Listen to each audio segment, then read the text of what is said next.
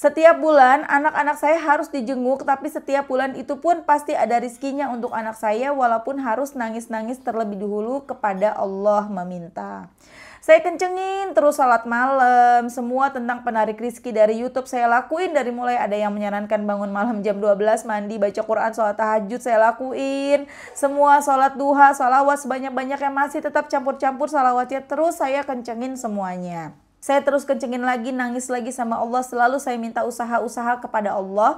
Alhamdulillah, dahsyatnya sholawat lagi. Allah kasih jawaban. Allah kirimkan teman suami saya yang lain. Tiba-tiba mengajak usaha franchise minuman dan beliau yang modalin semuanya. Masya Allah.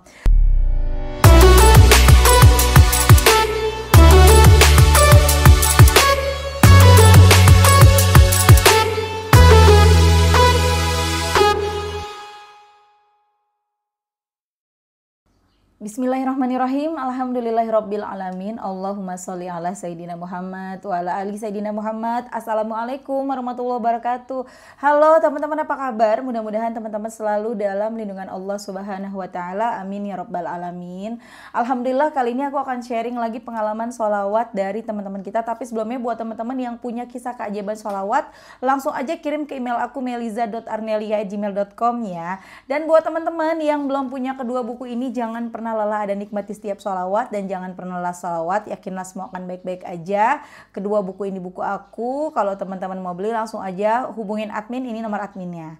Nanti insya Allah tanggal 13-an itu udah ready. Bukunya udah cetak ulang ya. Ini cetak ulang yang ke-10 dan ini cetak ulang yang kedua, Masya Allah. Dan di sini udah ada tulisan bestsellernya, Besti. Alhamdulillah, makasih doa kalian ya. Akhirnya buku aku dicetak ulang. Alhamdulillah. Tapi kalau kalian masih mau beli sekarang masih ada ya teman-teman. Maksudnya kalian langsung aja hubungin admin, nanti bukunya dikirimin ya. Oke, langsung aja aku akan bacain testimoninya. Ini dari Mbak T di Bogor. Assalamualaikum Kak Mel. Waalaikumsalam. Perkenalkan, nama saya T dari Bogor. Halo Mbak T, salam kenal ya. Terima kasih, insya Allah sehatkan Kak Amel dan keluarga, amin. Makasih doanya ya Mbak ya. Terima kasih sudah dibacakan testimoninya. Alhamdulillah dengan wasilah tahu sholawat dari Kak Mel, hari ini saya bisa memberikan begitu banyak testimoni sholawat yang saya rasakan. Saya mulai bersolawat itu pada sekitar bulan akhir 2023, bulan-bulan akhir 2023. Tapi itu pun masih belum istiqomah dan masih mencari salawat apa yang harus dibaca. Jadi saya biasanya kadang salawat Jibril, kadang salawat Munjiat, ataupun itu semua saya baca kadang, tapi berjalannya waktu Kamil. Kenapa pada begitu ya? Sama sih, aku juga gitu. Karena semuanya pengen dibaca. Tapi ya teman-teman, karena kita punya keterbatasan waktu, sehingga ya kita nggak bisa baca semuanya. Betul nggak? Pasti pada kayak gitu nih ya. Lanjut. Kadang tapi berjalannya waktu Kamil menyarankan semampu kita, sebisa kita, senyaman kita. Nah itu dia. Keajaiban yang pertama yang benar-benar saya merasa itu keajaiban salawat adalah ketika saya membutuhkan uang untuk keperluan kedua anak saya yang mondok. Saya minta kepada Allah, saya tidak mau meminjam uang riba. Suami dapat pinjaman dari temannya sebesar 3 juta dan itu tanpa hambatan dan dibayarkan boleh 6 bulan kemudian. Masya Allah. Di awal tahun 2024 saya kencengin salawat munjiatnya. Saya lihat testimoni channel yang Kak Mel yang salawat munjiat 500 munjiat dikabulkan segala hajatnya. Alhamdulillah awal Februari saya saat menjenguk anak ke pondok yang memang dekat rumah ibu saya di Sukabumi, tiba-tiba sakit perut.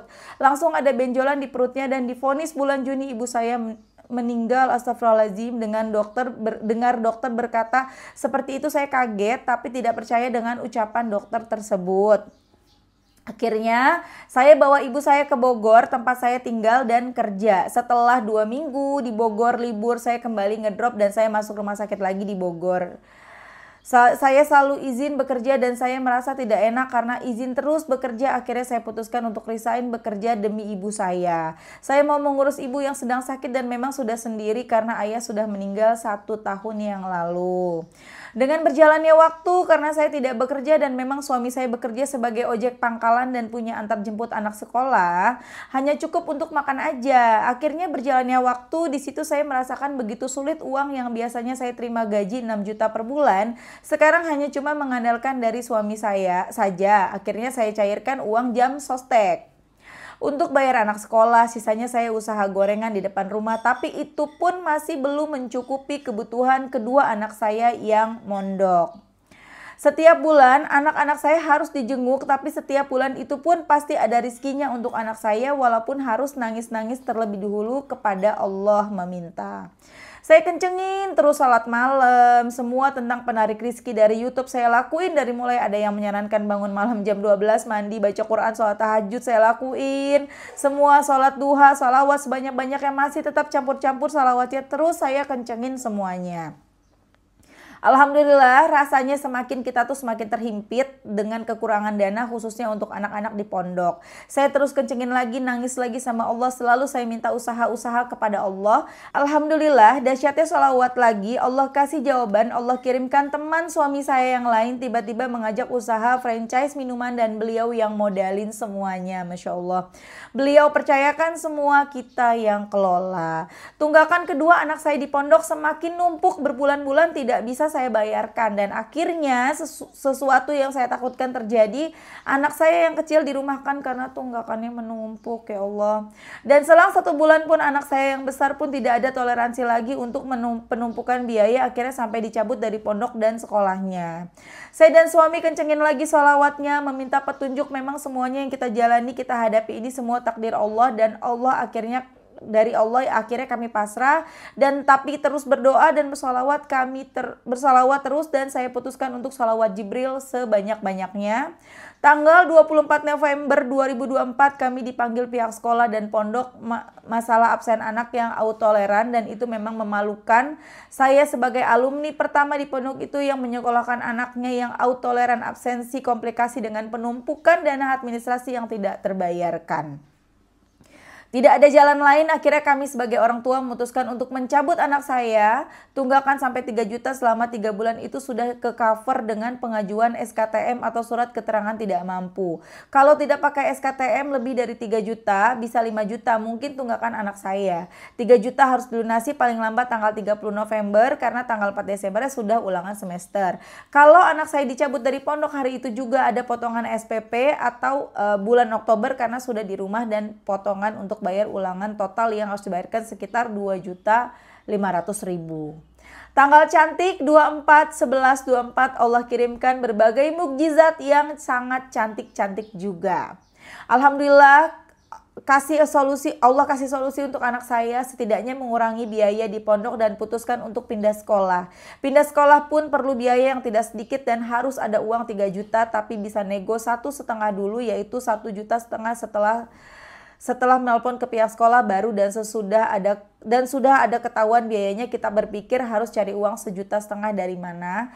Alhamdulillah suami pinjam uang kontrakan peninggalan orang tua yang selalu dibagikan setiap tahunnya. Alhamdulillah hanya 5 menit dari kita berpikir dari mana akan dapetin uang 1,5 juta, langsung ditransfer 1,5 juta dari kakak suami yang megang uang kontrakan itu. Masya Allah, kekuatan dan kedahsyatan sholawat memang luar biasa. Oh iya, untuk setiap bulan penjengukan anak-anak ke pondok, karena memang harus mengirim anak-anak makanan dan keperluan lain, saya selalu mengamalkan salawat adrikni, salawat kepepet, dan selalu aja ada jalan rezekinya walaupun penuh drama. Tapi Allah selalu bantu kami. Alhamdulillah, itu mungkin testimoni dari saya yang sangat acak-acakan dan panjang lebar. Semoga Kak Mel tidak pegel membacakannya. Terima kasih banyak Kak Mel, insya Allah Allah selalu sehatkan, panjang umur, diberkahkan rizki dan dilancarkan segala sesuatunya Kak Amel dan keluarga. Amin amin ya Allah ya Rabbal Alamin. Wassalamualaikum warahmatullahi wabarakatuh dari Mbak T di Bogor. Masya Allah ya teman-teman, perjuangan dari Mbak T ya luar biasa. Seorang anak yang berbakti kepada ibunya, dan juga suaminya juga keren banget, yang memberikan izin untuk istrinya merawat ibunya yang lagi sakit gitu ya. Bahkan sampai akhirnya berhenti bekerja. Lumayan kan ya, sebulan gajinya Mbak T itu 6 juta. Sementara suami kan kerjanya sebagai ojek di pangkalan gitu ya, yang penghasilannya kalau itu kan pastinya nggak tentu ya, kadang bisa lebih dari Mbak T, kadang bisa kurang kan gitu. Tapi Masya Allah, rezeki itu udah Allah yang atur. Mereka pasti prinsipnya begitu, yang penting orang tua bisa keurus, orang tua bisa dirawat selama orang tua sakit. Masya Allah banget, ada hadiah terindah yang udah Allah siapkan buat keluargamu Mbak. Tenang aja, memang kita mesti pahit-pahit dulu, capek-capek dulu, sakit-sakit dulu. Ya namanya juga hidup. Ya kalau hidup mah pasti capek. Kalau nggak mau capek ntar kalau kita udah meninggal dunia. Cuma permasalahannya ketika kita meninggal dunia, apakah kita sudah siap dengan segala pertanyaan dari si Mungkar dan Nakir gitu kan ya. Jadi teman-teman semangat ya. Nggak cuman kamu yang hidupnya susah. Semua orang punya masalah dengan masalahnya masing-masing. Kita punya Allah, kita punya Rasulullah. Udah dah. Perbanyak sholawat, benerin sholat, terus-terusan doa, minta pertolongan Allah, teruslah menjadi orang yang baik. Insya Allah kita akan berubah keadaannya. Walaupun ada yang cepat, ada yang lambat. Ya, aku tadi baca komentar di TikTok ada yang baca munjiat 6 hari beres. Ya, tapi Mbak, coba deh kamu bacanya munjiat. Kalau kan kamu udah di rumah nih ya, tiap habis sholat kamu duduk gitu 100 munjiat istiqomahin. Coba deh ya.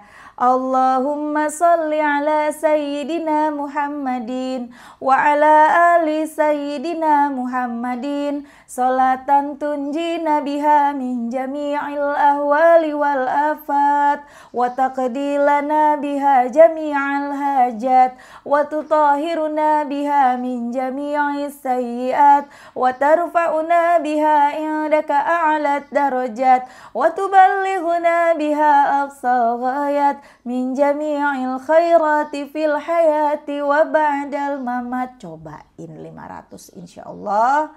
Pelan-pelan keadaan rubah jadi lebih baik. Istiqomah tiap hari minimal 500 kalau bisa. Ya, daripada bingung ini amalan itu, bangun jam 12 malam mandi dingin atuh. Ya, jam 3 aja bangun sholat tahajud, mandi dulu. Kalau aku sih nggak mandi, soalnya aku tuh nggak kuat mandi kedinginan. Jangankan mandi jam 3. Jam 12 siang mandi, jam 11, jam 10 pagi mandi aja aku mah menggigil. Emang begitu orangnya kedinginan ya. Jadi Mbak, daripada kamu bangun jam 12 malam, udah baca salawat munjiat, bangun tahajud, usahakan sholat di awal waktu, terus aja minta tolong sama Allah dan terapkan loa ya, terapkan loanya udah yang gampang aja. Berprasangka baik, bayangin yang baik-baik, bayangkan ibu sembuh, bayangkan lagi dapat penghasilan, dapat pekerjaan, bukan pekerjaan kan nggak mau kerja ya, dapat usaha yang atau suami lancar pekerjaan dan lain-lain. Bayangin aja semuanya beres, semuanya lancar. Tapi kamu keren banget sih. Dari berbagai masalah yang kamu hadapi ya, tapi tetap aja kamu berprasangka baik sama Allah. Yang aku lihat tadi dari ceritamu begitu ya, walaupun anak harus pindah sekolah dan lain-lain ya tetap dijalanin, nggak protes. Ya Allah, kenapa sih aku udah bantu orang tua, aku udah sholat, aku udah ini, kok malah begini, anakku harus pindah sekolah, aku malu. Enggak. Keren banget kamu Mbak ya, Masya Allah banget deh. Dan teman-teman pokoknya istiqomahin salawat, terserah salawat apa. Tadi Mbaknya mulai baca salawat Jibril ya, salawat Jibril juga dahsyat banget teman-teman. Aku baca salawat, jadi gini, salawat Jibril 10.000 setiap hari itu sama dengan kita baca 1.000 munjiat loh hasilnya ya. Itu berdasarkan pengalaman aku ya teman-teman. Ketika baca munjiat kadang-kadang kan 1.000 nggak kesampaian tuh dengan aktivitas kita yang banyak gitu ya, apalagi berumah tangga ini dan itu repot. Nah kalau salawat Jibril kan gampang, sallallahu alaihi Muhammad, sallallahu alaihi Muhammad, sallallahu alaihi Muhammad, sallallahu alaihi Muhammad, sallallahu gitu, nggak berasa 10.000 beneran. Dan ketika 10.000 itu aku baca itu beneran deh, itu luar biasa banget hasilnya. Tuh, jadi teman-teman coba deh paksain, entah kamu mau istiqomah 1.000 munjiat atau 500 munjiat, atau kamu mau istiqomahin kejar 10.000 salawat Jibril. Ingat, tidak ada jumlah khusus dalam salawat, itu hanya kita pengen apa ya, dapat keajaiban dari Allah, kita pengen ditahu sama Allah, kita mencoba untuk sebanyak-banyaknya gitu loh. Kan kita disuruhnya emang sebanyak-banyaknya. 5.000 bagus, tapi kalau kamu bisa 10.000 lebih bagus. 10.000 bagus, tapi kamu bisa 20.000, wah jauh lebih bagus, tapi balik lagi. Ya sesuaikan dengan kemampuan. Oke teman-teman, makasih udah nonton, semoga bermanfaat dan jadi motivasi buat teman-teman. Kita doakan semoga Mbak T lancar terus rezekinya, dimudahkan urusannya, ibu cepat sembuh ya ibu ya, mudah-mudahan ibunya cepat sehat kembali, amin. Gak ada yang gak mungkin bagi Allah ya. Dan teman-teman yang nonton semoga rezekinya barokah, doa-doanya segera diijabah, amin amin ya rabbal alamin. Assalamualaikum warahmatullahi wabarakatuh.